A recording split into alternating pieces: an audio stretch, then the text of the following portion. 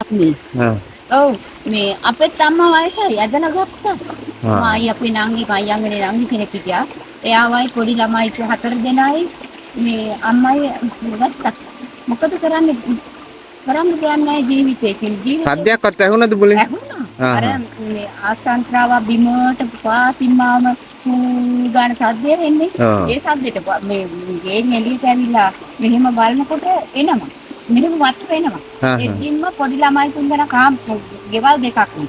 ආ. රැපිඩ් කැලෙන් තමයි වෙන් වෙලා තියෙන්නේ. එක ළමෙක් අපේ දිහා මේ මගේ දිහා බස්සන අනිත් ළමයි තුන්දෙනා එහා පැත්තේ මහගේ නිදාගෙන හිටියේ. ඊට පස්සේ ඒ ළමයි තුන්දෙනාට කතා කරලා අර දොරින් උඩ පැත්තේ ගෙදරට දාලා අපි අම්මම ගත්තා නම් ගිහිමා. ඇදගෙන ගියා. ඉස්සන්දක් බෑ කිව්වම නින්ද හිටියේ. මේ ඒ මනුස්සයා බය වෙලා ඇයි මේ අරගෙන යන්නේ කියලා. කොහොම හරි ඇදන් ආවා. ආව ගමන් නංගියාව ගත්තා. අපි 4 දෙනෙක් එකතු වෙලා ඉක්මනට ගත්තා. ඒකලා මුකුත් එක්ක ඇවිල්ලා ඇඳුම් තිබුණේ නැහැ. මේ වඩාගෙන ගියේ. නැන්දලා ගෙදර කොහකද? ඉතම අපි අර පැත්තේ කඳුර ගිය නායට ගියේ. ආ. නැන්දලා ගෙත් මේ අහුණා. කිසිම දෙයක් නැහැ. ජීවිත විතරයි. අම්මෝ ඒ පැත්තේ ගියේ අපේ ගේ විතරයි. අර පැත්තේ ලයින් එකේ ඒ ආවෙකින් අර පැත්තට හානි වුණා. අපේ ගේට් එක. මේ අගලේ ආපතර මේ ඔක්කොම හානි වුණා. ගෙවල් කීයක් විතර ඉවරයිද සම්පූර්ණයෙන්? සම්පූර්ණ ඉවරයි. මේ ආපදා මෙහෙමවත් තියෙනවා නැතුව තිබුණ තැනක්වත් දැනගන්න නෑ. අර පැත්තෙන් ගෙවල් 4යි 3යි අපේ කයි 4යි මෙතන 3 7ක් 8ක් වගේ. සම්පූර්ණයෙන්ම ඉවරයි. සම්පූර්ණ තිබ්බ තැනක්වත් දැනගන්න නෑ. මෙතන ගේ තිබුණාද කියලා දැනගන්නවත් නෑ. අපි ළඟට කවුරුත් ඔයාලට මෙහෙම විපතක් විච්චද කියලා නෑ ගමේ ග්‍රාම සේවකවත් පොලිසියවත් මේ ආපදාම් කිසිම කෙනෙක් නෑ. තාම නෑ කවුරුත්. නෑ ඒ දුක අහන්න කෙනෙක් නෑ. කෑදි බිව්වද හොයන්නවත් කවුරුවත් නෑ. බිව්වට අඩුම ගානේ මේ ඔයා කියන්නේ මගේ මේ ඔළුව අර අපේ ගේ කඩන් වැටෙනවා දැක්ක අම්මවයි මායි මෙහ අම්මා තුරුල් කරගෙන හිටියා. එහෙමවත් මගේ දුක කියන්න කවුරුත් නෑ. නෑ අපේ අක්කගේ පුතා කෝල් එකක් දීලා ඇහුවා මේ කියන්නේ ෆෝන් අරෝමේ මුකුත් ගත්තේ නෑ. ඔව්. කිසිම දෙයක් ළමයිගේ අපේ අම්මගේ ජීවිත තමයි බේරගත්තේ. මේ එයා මේ කුඹුරේ ඉඳලා ඇවිල්ලා මේ මෙහි ගෙදරකට කොටු වෙලා එයා කෝල් එකක් දීලා ඇහුවා මෙහෙම මේ චූටි මාමගේ ළමයි නුයි මේ ආච්චි පුංචි ඉන්නවද කියලා. එතකොට තමයි ඉන්නවද කියලා දන්නේ. තාමවත් කිසිම කෙනෙක් අපිට කිසිම දෙයක් නැහැ. අර අහිංසක මේ කඩේක වැඩ කරලා කන මේ අහිංසක පවුලක් තමයි අපිට පිහිටුනේ. ඔව්.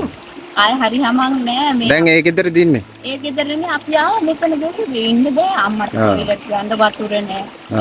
මේ ඊයේ රාත්‍රී දැම්ම රෙදි මේ හොද ගන්න තැනක් නැතිනම් මේකෙන් දැන් හැන්දෑවෙන එකට ආයි එලන්න එපා පුතේ. මොකද කරන්නේ? ඒකනේ.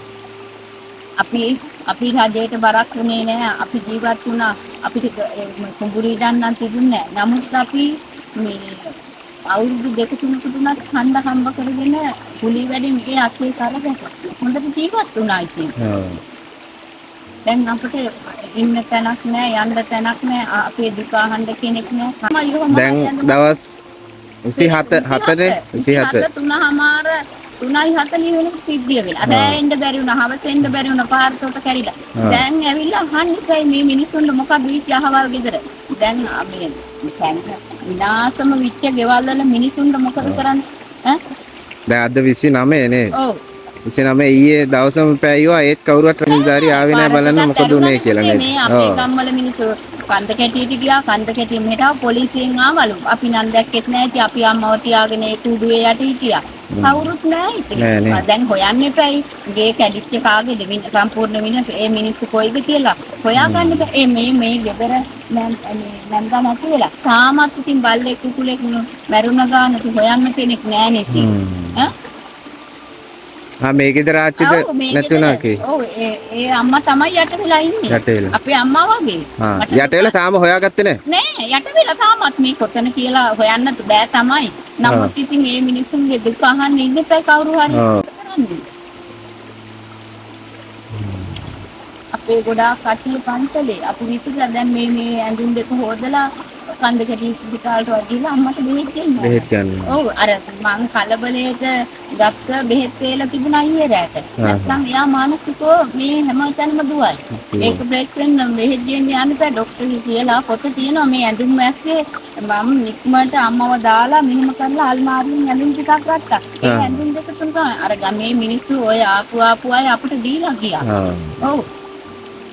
ආයෙ පුතා කියන්නේ මේ අර දැක්කට කෙමිලා ගියාට පස්සේ උඩට ඒ මිනිස්සු ඇඳුම් දුන්නා. ඊයේ දවල්ට වෙනකන් ඉලක්ක ටිකක් ඇඳන් හිටියේ. අපි කිසි විශ්වාසකින් ඉන්න ආස නැහැ නේද? හොද ගියාට.